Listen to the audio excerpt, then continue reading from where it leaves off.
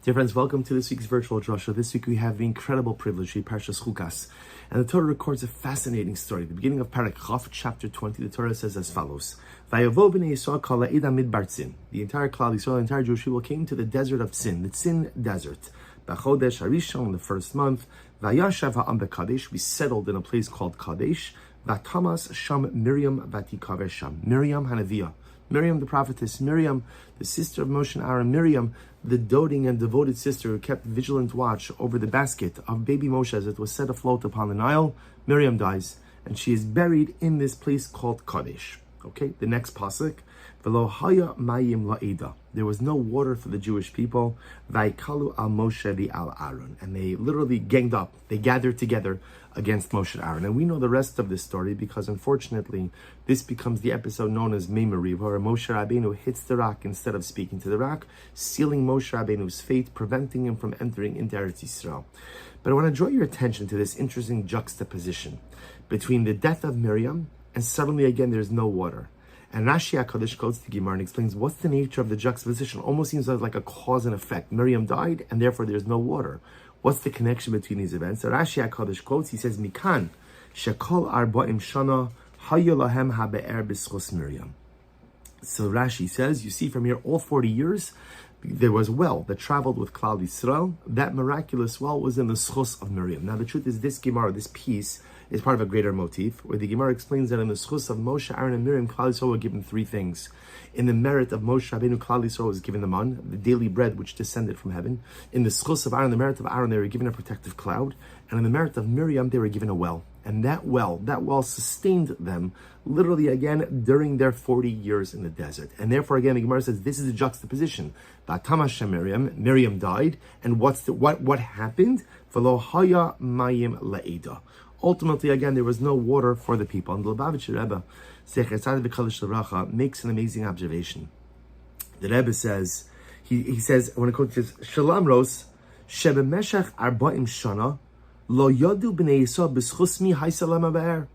You know, for 40 years, this miraculous well is accompanying Klal Yisrael. For 40 years, 3.5 million people are sustained by this miraculous. It's the desert. It's the desert.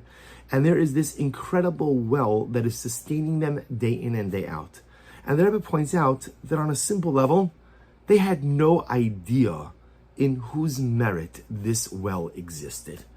It was only once Miriam died that they recognized, Miriam died, the well stops. It must have been that the well was in the merit of Miriam. Again, Shebemeshach Arba'im Shana, Lo Yadu B'nei Yisrael B'schus Mi Haisalam Ha'Be'er. For 40 years, they had no idea. You know, we often take miracles for granted. Oh, there's a well. There's a well that's following us everywhere we go in the desert for 40 years. No one ever thought about, well, whose merit this is. And only once she died, Hine Sof No Dalahem Hadavar, Ki La'acharei Meshach Zman Rav. Only, again, 4 decades later, 40 years later, only once Miriam dies, did they recognize in whose merit they were provided with this miraculous source of sustenance. And I think that the Rebbe is highlighting to us two incredible yisodos, two incredible concepts. The first is that all too often we do not appreciate the people we have in our lives until they are gone. I know it sounds like a little bit cliche, and it might sound a little bit overused, but it's nevertheless profoundly true. It's too often, only once our loved ones are no longer here, and we recognize the void, and we recognize again all of the love that we no longer have, or all of the things that they provided us with that are no longer coming our way, or all of the support, or all of the compliments, or all of the chizik, or all of the material things, and now suddenly my loved one is gone, and this is no longer here. Klal Yisrael had a miraculous well within their midst for 40 years. And they never realized that it was because of Miriam. When did they realize it? When she died. And once she died, it was too late to say thank you. Lesson number 1 we glean from this incredible idea, from this incredible episode, is to make sure to express our gratitude to our loved ones. You know, no one is perfect. And no marriage is perfect. No husband is perfect. No wife is perfect. And no father or mother, or brother or sister, or son or daughter. Relationships are imperfect, but imperfect relationships and being in relationships with imperfect people could still provide us with so much love and so much chizik and so much beauty. And it's important to express our hakar satov, to express our gratitude, because I think what the Torah is sensitizing us to is, whatever you think your wife does for you, she probably does even more. And whatever your parents, you know the things they do for you, they probably have done and do more. And your friends, those people who are there for you, you only know the tip of the iceberg about what they do. So often we only realize the totality of what our loved ones do for us when they are no longer here. And suddenly there is this void that is created by their passing. But sometimes when that happens, it's too late to express our gratitude because our loved one is no longer here. Take the time to express your hakaras hatov. Take the time to express your gratitude to your loved ones, to those who do for you in this world, to those who give to you in this life. Don't wait until the void is created. Don't wait until, now it's clear what they did for me. Take the time to recognize the good even now. That's lesson 1. Lesson 2, the Rebbe says, is something even more profound. And I want to quote to you. The Rebbe says, Yesh ka'ilu. There are some people, shenoflim berucham biglal shalamro sigiyasam, hein benogea la'atzmam, hein benogea le'zilasam, einam roa miyad es haperos. Actually, you know what? Let me take a step back. You see, I think what the Rebbe is driving at is, Klal Yisrael didn't realize that it was the merit of Miriam that brought them the well. But there's something else. Miriam didn't realize that the well was given to Klal Yisrael on her merit either. Bepashtas, why would Miriam know? Just like we would assume Aaron didn't know that the clouds were in his merit. Moshe, Bepashtas, didn't know that the man was in his merit. It could be that HaKadosh Baruch Hu told them, but it's also just as possible that they themselves never really knew that it was their merit which provided so much beautiful daily salvation to their beloved flock. So Bepashtos, the same way that Klal Yisrael didn't know that it was the merit of Miriam that brought them the well, Miriam didn't realize that it was her merit that went ahead and brought Klal Yisrael again this daily sustenance. And the Rebbe says something amazing. He says, so often in life, we get down. We feel down. Why? And I'm going to quote to you again. He says, Yesh kilushanoflim berucham. We become depressed, we become sad. Bigla shalam sigiyasam, because I work so hard, and yet again, enam roim miyad es haperos. I work so hard, but yet I don't see results. I don't understand what it is that I'm working so hard for. I don't see the peros. I don't see literally the fruits of my labor.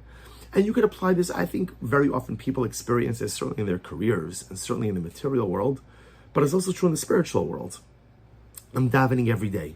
I don't know, are my tefillos making a difference, not making a difference? I'm learning Torah every day, I'm doing chesed, I'm giving tzedakah. Am I moving the needle? And I think for so many of us, this has become an even more acute question during this war, since October 7th, where there is this incredible dichotomy, like this incredible split between the Jews of the diaspora and the Jews of Eretz Yisrael. I don't mean an emotional split, chas v'shalom. I don't mean a relationship split. I mean almost like a responsibility split.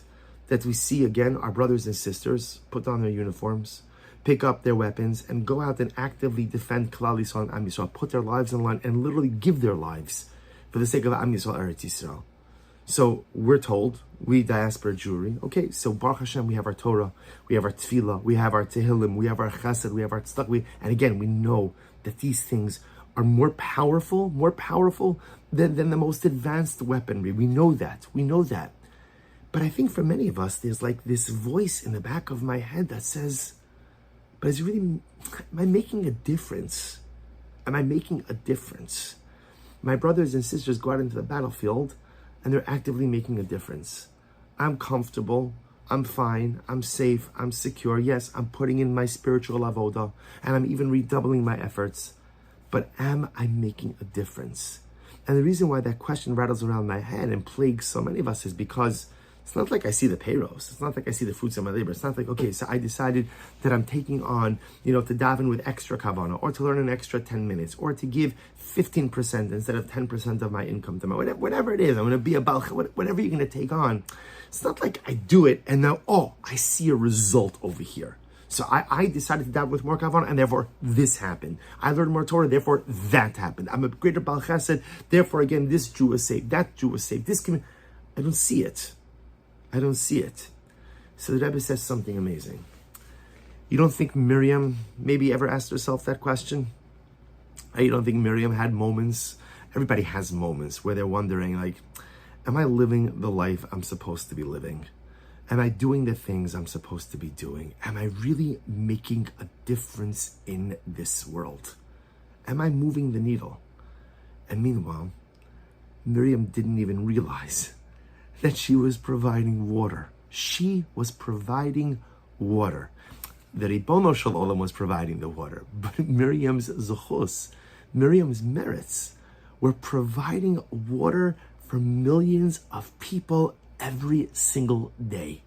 And says the Lubavitcher Rebbe, she might have been totally unaware. And what an incredible message and metaphor for us. Every piece of spiritual activity yields fruit. Every tefillah, even the ones without kavanah, help Klal Yisrael. And every little bit of Torah advances our national agenda. And every bit of tzedakah, every bit of chesed brings the klal together, not just the person who you are directly interacting with. It has an impact on Gans Klal Yisrael. Every single thing we do has an impact, even if you can't see it. Miriam had an impact, even though she never knew it, or at least in this area, she never knew it. Says Rebbe, that's the message for us. We can't become disheartened when we don't see the fruits of our labor. We can't become disheartened when we don't see immediate results. But we live with the belief that every single thing we do matters. Every unit of dynamic spiritual activity does something not just for me, the performer, but for my entire nation. Everything we do sustains Klal Yisrael. Everything we do helps Klal Yisrael. Everything we do nourishes Klal Yisrael. But I can't point to what I did, what I accomplished. Don't worry. Miriam didn't realize what she did either, yet at the end of the day, she sustained millions. Dear Chevra, we might not see the results of our spiritual activity every day either, but HaKadosh Baruch Hu tells us, trust me, we each sustain millions. We should be Zochei Meretz Hashem to continue to put in our effort as our brothers and sisters in Eretz Yisrael continue to give their lives and put their lives on the line for the continuity, for the future, for the safety of Am Yisrael and Eretz Yisrael. Let's redouble our efforts. Let's continue to do more. We don't have the luxury of becoming fatigued with this ongoing battle. We have to continue to fight, continue to do, continue to work. And just like Miriam impacted Klal Yisrael in ways that she never knew, maybe Zochei Meretz Hashem to impact Klal Yisrael in ways that we can see, and rejoice in the fact that we will help our people in so many other ways that maybe we'll never see and we'll never know. The schuyos of Miriam sustained Klal Yisrael, and may we be Zochei Meretz Hashem to do the same. Wishing everyone a good night of Shabbos and a beautiful Shabbos Kodesh.